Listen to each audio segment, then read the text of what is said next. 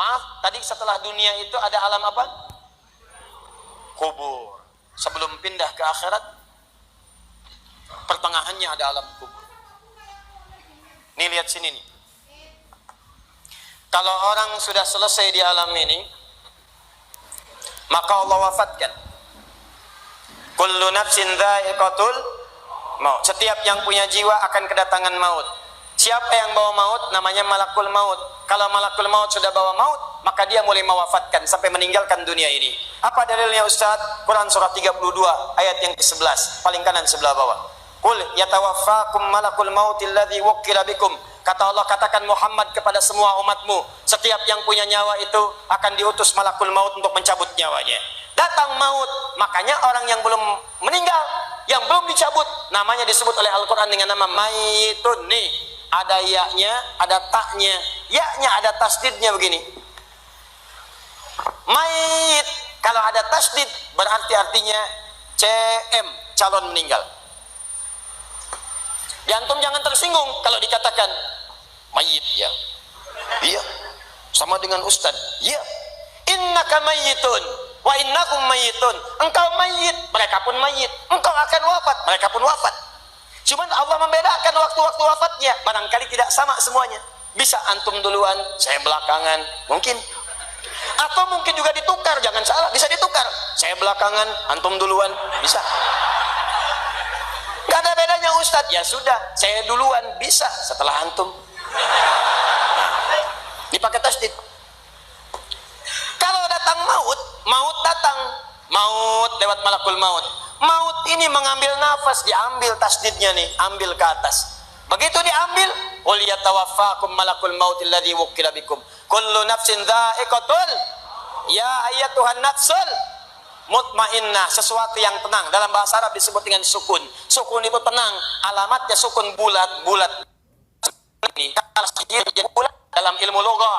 Bulat jadinya, hilang tasdidnya. Maka kalau mayit itu artinya nyawanya sudah tidak ada. Mayitun masih ada nyawa, diambil malakul maut jadi mayitun. Nih, alam kubur.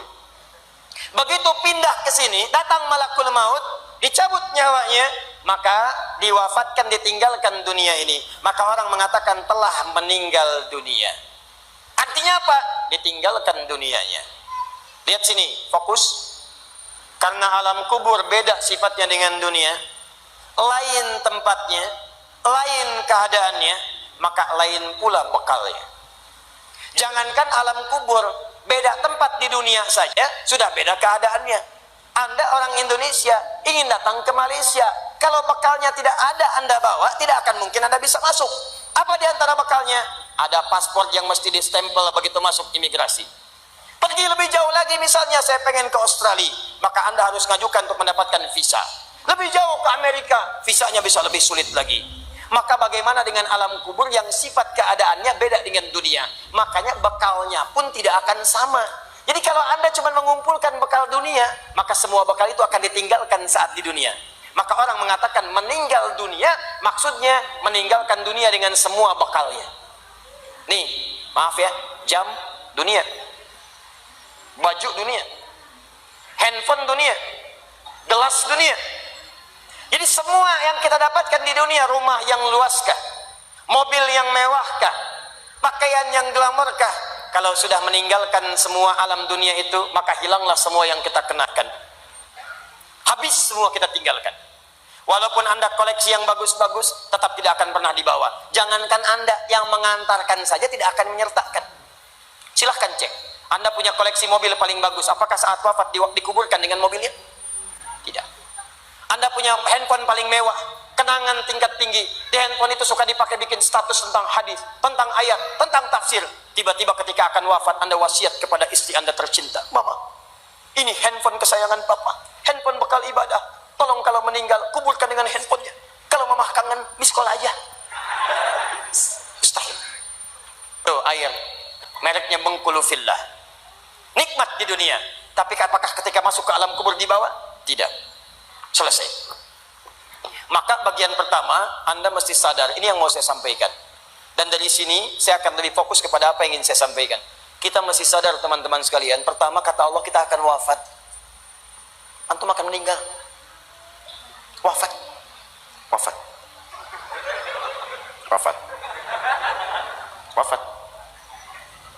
Jadi antum kalau melihat di cermin tuh, ngaca dulu, ngaca, tunjuk wajah antum, wafat.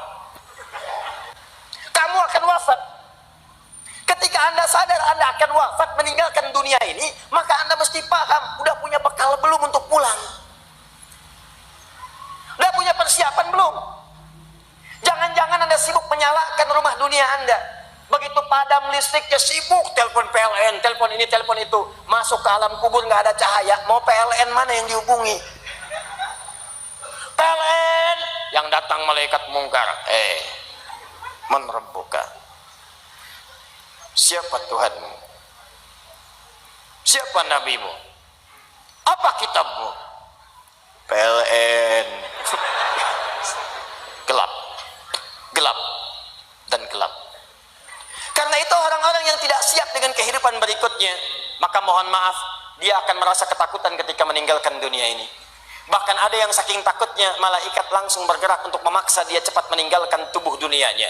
Muncul Quran surah ke-8 ayat ke-50. Kata malaikat, akhriju anfusakum. Kamu ini susah banget pulangnya, maka dipukulin oleh malaikat. Pukul, pukul, pukul, pukul. Teman-teman, karena alam kubur itu bekal yang bukan bekal dunia, maka Anda tidak akan pernah bisa membawa cahaya dunia ke alam kubur. Maka saya ajak Anda pada malam hari ini, coba ayo kita berubah. Tolong pikir baik-baik, tidak akan ada yang abadi. Dan besok pun belum tentu hidup. Demi Allah saya katakan, Allah bisa mewafatkan kita pada malam hari ini. Saya cuma mau tanya sebentar aja merenungkan. Tolong tanya pertanyaan saya ini, tanyakan pada diri Anda sebelum tidur. Kalau Allah wafatkan Anda pada malam ini, sudah siapkan Anda dengan bekal pulang Anda kepada Allah? Karena itu hukum mengatakan orang yang tidak punya bekal maka dia tidak siap untuk mudik. Tuh lihat Ramadan tuh. Ntar sebentar lagi, tersisa tinggal 2-3 bulan ke depan datang bulan Ramadan. Begitu di ujung Ramadan, orang semua siap-siap mudik. Demi Allah saya katakan, saya pernah mengadakan survei kecil-kecilan. Saya tanyakan pada sementara orang yang tidak mudik, saya tanya kenapa nggak mudik? Ustadz, nggak ada bekal.